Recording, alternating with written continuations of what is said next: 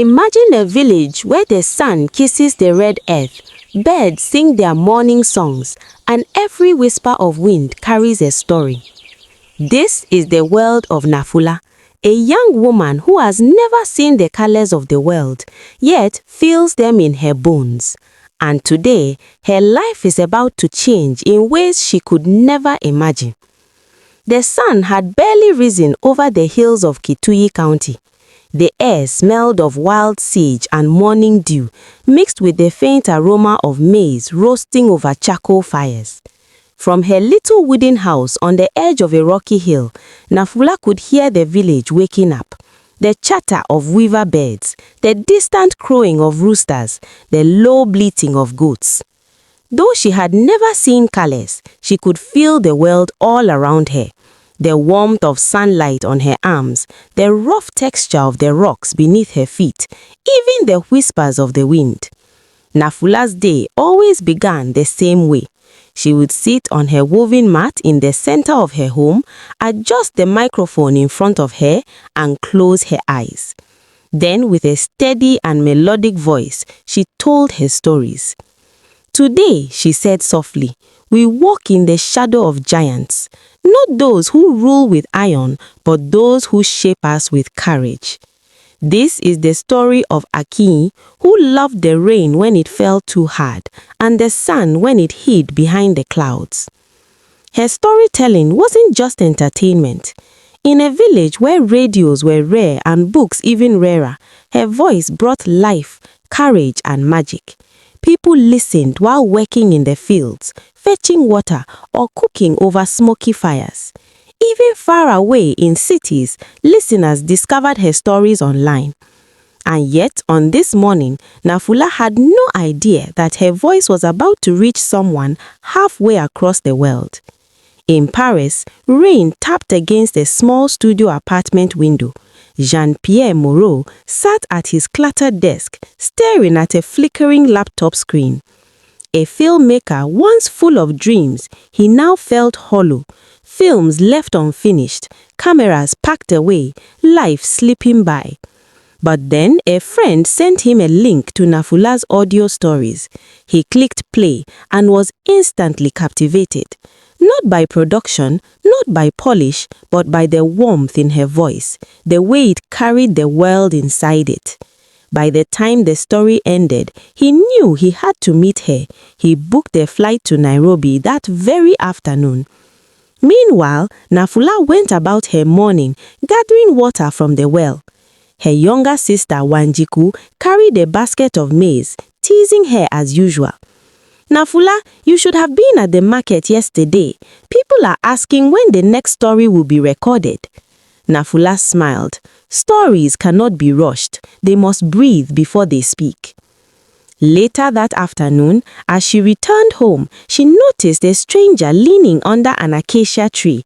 Tall, pale, clearly from the city, he stared at her house as if trying to make sense of it. Wanjiku, bold as always, called out, "Hello, are you lost? Need direction?" The man blinked. I hope I am not intruding. My name is Jean-Pierre. I'm looking for someone named Nafula." Nafula froze. His voice carried sincerity, vulnerability, and awe. Slowly, she nodded. "You have found her." The first moments were awkward. He offered his hand and she touched it cautiously, sensing his warmth, his pulse. "I listened to your stories. I've never heard anything like them. Your voice, it carries the world inside it. I had to come here. I had to see where it comes from." Nafula considered him, sensing the truth in his tone. "You are far from home," she said softly, "and yet you have come a long way for sound. Why?" "Because stories and the people who tell them are the only things that make the world worth looking at, even if I've been blind to it until now." That evening, she led him to her recording space, a small room alive with the smell of sage and old paper. Jean-Pierre felt a reverence he hadn't known since childhood. They spoke for hours about stories, life, and the invisible threads connecting people across continents. By the time the moon rose, casting silver light over the village, they were no longer strangers.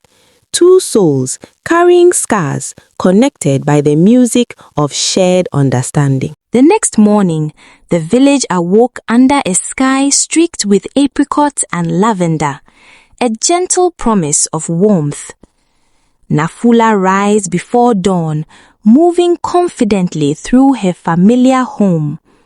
Every object was mapped in her memory: the woven mat where she recorded, the clay pots by the hearth, the creaky wooden stool.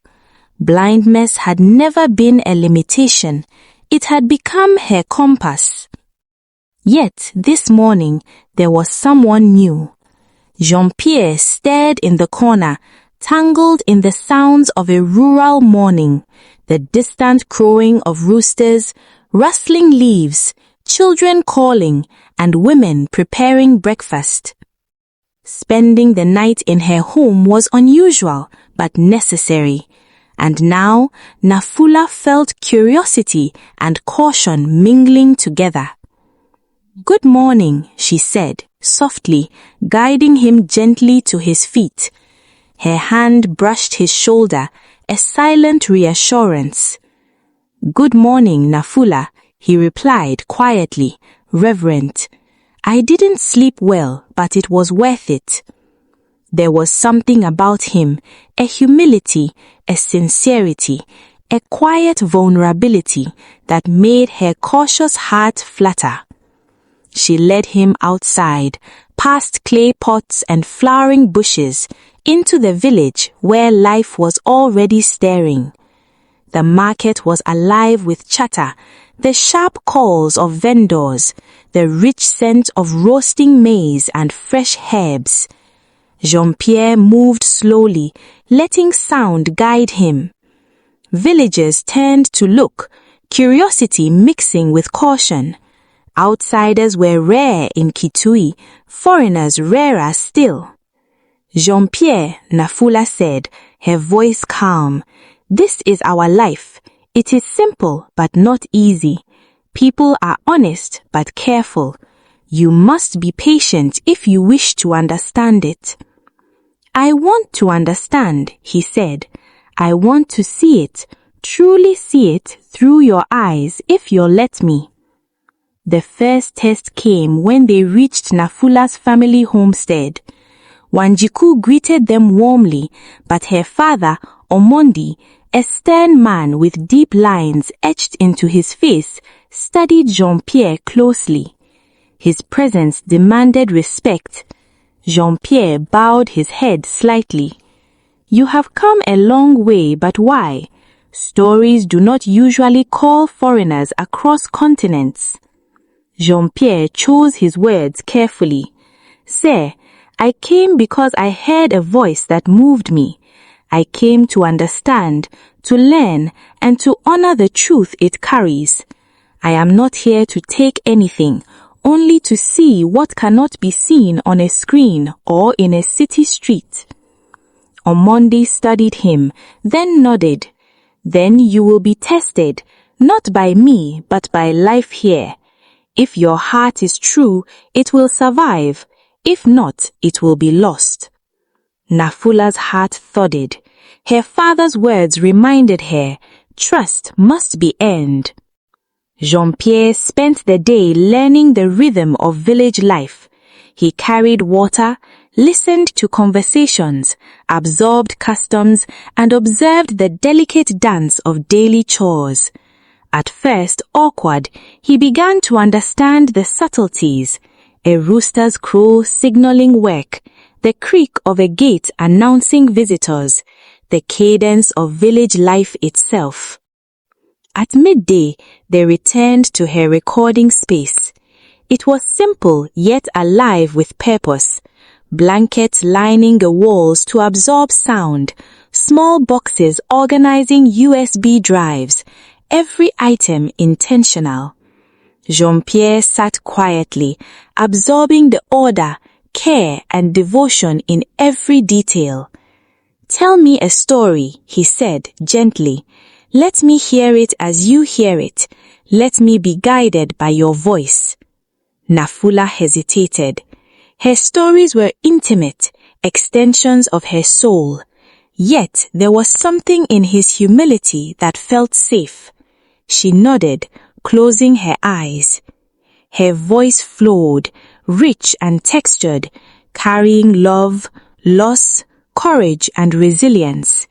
Jean-Pierre sat with eyes closed, feeling the nuances of her inflection, the laughter, the pauses that spoke volumes. He was no longer a visitor, he was a witness. When the story ended, quiet settled between them, heavy with unspoken acknowledgement. You see the world differently, Jean-Pierre said softly, not because you cannot see, but because you choose to feel it fully. I have been blind in other ways. You are teaching me to see.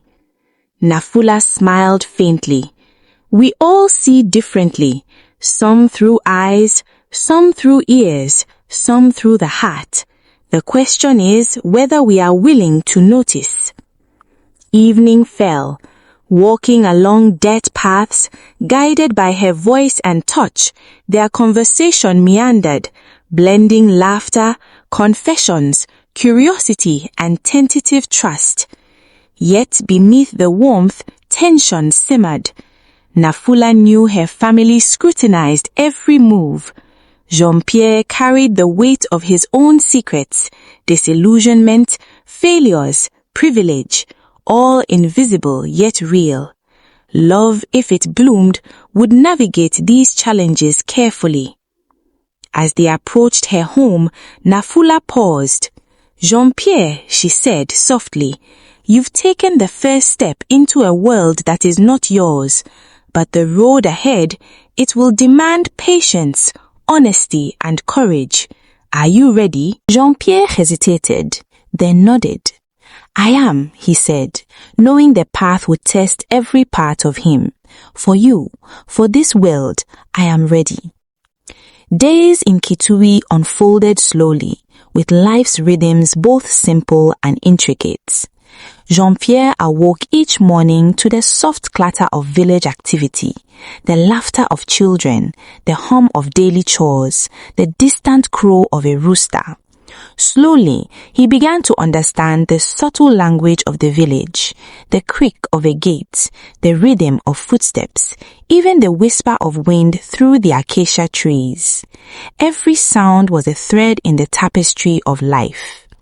Nafula, meanwhile, felt both exhilaration and caution. She had never allowed someone so intimately close to navigate her world.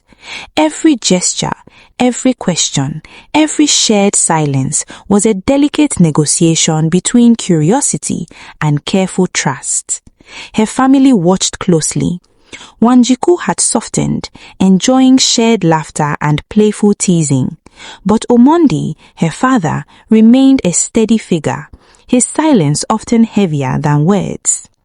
On the fourth morning, Nafula led Jean-Pierre to the maize fields. The rising sun warmed their backs as they walked. The dark, rich soil was familiar under her bare feet, a texture she had memorized over decades. Jean-Pierre stumbled slightly, but she guided him with gentle touches and soft words. This is where life begins, she said. The soil teaches patience, the seeds teach hope, and the rain teaches humility. He inhaled deeply, absorbing her words and the earthy scent of the morning. In Nafula, he found a teacher, not only of stories, but of perception, empathy, and presence. Years of chasing images through a camera had blinded him to life's raw textures. Now, every sound, every touch, every moment became a lesson. Tell me, he asked softly, how do you feel it all so deeply? Without sight, how do you understand the world in ways I never could? Nafula smiled faintly, because I have no choice but to listen, to feel, to notice subtleties others ignore. Sight can deceive. It can focus on what's visible and miss the invisible. I hear the world, Jean-Pierre. I listen to its heartbeat, and it tells me its stories. He nodded, overwhelmed. Her perception, her connection to life was beyond anything he had ever known. She made him realize how limited his own senses had been despite having sight. Their day continued with shared labor. Jean-Pierre carried baskets of maize, assisted with chores, and observed customs. Villagers, initially wary, began to warm to him. Children laughed at his awkward attempts to mimic their games, and women offered polite smiles, acknowledging his effort. Yet, beneath this gentle integration, tension lingered. Nafula's family wondered about his intentions. Could someone so different, so privileged, truly understand a life rooted in community and struggle? And within Jean-Pierre, doubts arise. Admiration alone could not bridge worlds. He had yet to confront the subtle, unspoken barriers of culture, expectation, and his own insecurities. That evening, Nafula led Jean-Pierre to a small clearing outside the village. The sky was indigo, stars scattered like diamonds. "Sit, close your eyes, and listen," she instructed. "Let the world speak, not in images, but in sound, smell, and touch. Let it tell you its stories." He obeyed, closing his eyes. For hours, they sat in silence, punctuated only by the whisper of wind, the call of nocturnal birds, the hum of insects. Every sound carried a narrative, a history, a pulse. When he finally opened his eyes, he saw her, not with sight, but with understanding. He could feel her presence, her grace, her attention, her profound connection to life. For the first time, he recognized the limits of his own perception. Their bond deepened through these shared experiences. Jean-Pierre awoke with the sun, learned daily routines, and listened, not just to stories, but to life itself.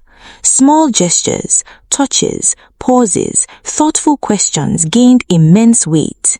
Nafula too felt a subtle warmth of affection. She saw in him a genuine desire to connect, to contribute rather than dominate. Yet she knew love would have to withstand scrutiny, cultural gaps, and the collision of two very different worlds. One evening, as they sat by a fire outside her home, Jean-Pierre took her hand. "Nafula," he said softly, "I do not know what the future holds, but I want to be part of it, with you, in this life you've built, in this world you see. I cannot promise perfection, but I promise honesty, effort, and presence." Nafula felt warmth spread through her chest, a mixture of hope and caution. She squeezed his hand gently. "The world is vast," she said, softly but firmly, "and love is not a straight path, but perhaps, if you are willing, we can walk it together, carefully, slowly." Days in Kitui unfolded slowly, with life's rhythms both simple and intricate. The sun rose unevenly over Kitui, casting long shadows across red earth paths and scattered homesteads. Jean-Pierre had begun to settle into the rhythm of village life, but comfort had yet to become belonging. Every word, every action was carefully measured.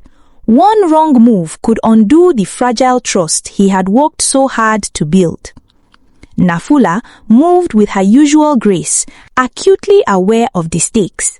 Though her trust in Jean-Pierre grew, caution remained. Her family, particularly her father Omondi, watched every interaction. And yet, beneath her vigilance, curiosity stirred, a quiet recognition that someone from another world might not just understand, but share in hers. Morning brought routine tasks. Jean-Pierre helped Wanjiku carry water from the well, their arms brushing occasionally, sending warmth rippling through him. Nafula guided him patiently, pointing out nuances along the path, uneven stones, low-hanging branches, the soft hum of insects at the grass edge. Every step, every sound was a story, every touch a lesson. At the village edge, a group of men appeared. Their presence was commanding, eyes sharp and assessing. Nafula instinctively stepped in front of Jean-Pierre. "You are new here," said Mutua, a distant relative, voice low and cautious. "And yet you move as if you belong. Who are you, and why have you come?" Jean-Pierre straightened, meeting their gaze. "I am Jean-Pierre Moreau. I came because I heard a voice, a story that moved me. I mean no harm. I only wish to learn and to listen." Mutua studied him. "Words are easy. Deeds reveal truth. Will you follow the ways of our village, respect our customs, and walk alongside us, or are you here to admire from afar?" Nafula spoke with quiet authority. "He is here with respect. I vouch for him. Guide him as you guide all who wish to learn." Mutua's eyes softened slightly. "Very well, but know this, the village watches. Every action matters." Jean-Pierre felt the weight of responsibility. Acceptance was earned, not granted. The day passed with small trials. He helped mend fences, navigated thorny underbrush gathering firewood, and even attempted to help with preparing ugali. Each task tested his humility, adaptability, and patience. By mid-afternoon, his arms were sore, his palms raw, but for the first time he felt satisfaction that came from contribution, not observation. That evening, Nafula's younger brother Juma approached. "So, you think you can handle life here?" Jean-Pierre smiled sheepishly. "I've learned more in these days than I have in years in Paris. It is not easy, but it is meaningful." Juma nodded. "Meaningful, yes, but love is not measured by effort alone. Your heart must understand the rhythms of this village, its boundaries, and the way we protect those we care about." Jean-Pierre felt the weight of those words. Affection alone will not suffice. He needed awareness, patience, and understanding. That night, under the flickering firelight of her small yard, Jean-Pierre spoke softly to Nafula. "I feel both welcomed and challenged here. Love is not a gift freely given. It is earned, protected, nurtured. I want to be worthy of your trust and of your family's trust." Nafula's hand found his. "Trust is delicate," she said. "You are navigating uncharted waters. Listen, observe, act with patience. Words alone will not suffice." Days became weeks. Jean-Pierre's hands grew calloused. His understanding of local customs deepened, and the family's cautious respect began to emerge. Yet, challenges remained. Missteps, misunderstandings, and the subtle pressures of cultural and social expectations tested him continuously. One evening, walking along the ridge overlooking the village, Nafula spoke, her voice carrying gravity and warmth. "Love here is measured in patience, understanding, and courage. Are you ready to remain when the world tests you?" "I am ready, for patience, for understanding, for courage, for you." The village awoke under a sky heavy with clouds, mist curling over the distant hills. The scent of wet earth and rain on dry leaves filled the air. Jean-Pierre arose early, feeling a tension he couldn't quite name. Something had shifted, subtle but unmistakable. Nafula sensed it too. The villagers' scrutiny, polite but watchful, had begun to carry an edge. His presence stirred questions of privilege, of cultural difference, of love in a world cautious by nature. Even here, the line between acceptance and suspicion was thin. Morning chores began as usual. Jean-Pierre joined Wanjiku pounding maize, fumbling at first, but slowly finding rhythm. Nafula observed, listening to the cadence of movement, laughter, and conversation. "Let your body follow the rhythm, not force it," she advised. "Life here has its own cadence. You cannot impose yours on it." I understand, he said softly, but I want to be part of it, to be worthy. Nafula observed, worthiness is revealed over time through patience, effort, and humility. The village buzzed with preparations for the weekly market. Merchants arrived from neighboring towns, paths grew crowded, the hum of activity intensified. Nafula guided Jean-Pierre through it all, her hand a gentle anchor on his arm. Observe, don't speak yet. Notice the small gestures, how children move, how goods are exchanged. One misstep can disrupt the balance. Eager to help, Jean-Pierre lifted a fragile basket of vegetables for an elderly merchant. The handle snapped, vegetables tumbled, murmurs rise, and Jean-Pierre froze in mortification. Mutua approached, his voice low but firm. Intentions are not enough. Actions have consequences. Even the smallest misstep can cause harm. Learn to move with care, to understand before you act. Jean-Pierre nodded, swallowing embarrassment, realizing just how delicate trust was in this world. Later, Omondi summoned him. Thunder rumbled in the distance. You are eager, Omondi said quietly, but eagerness without understanding is dangerous. Nafula's world is fragile.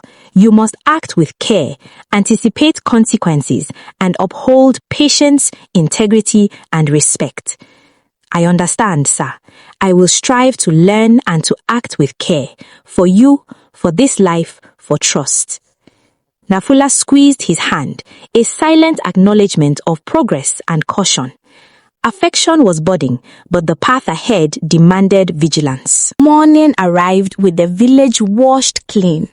Red earth paths glistened, puddles mirrored the sky, maize and acacia shone vivid green. But the calm was deceptive.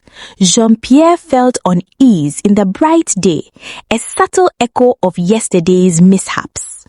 Nafula guided him gently.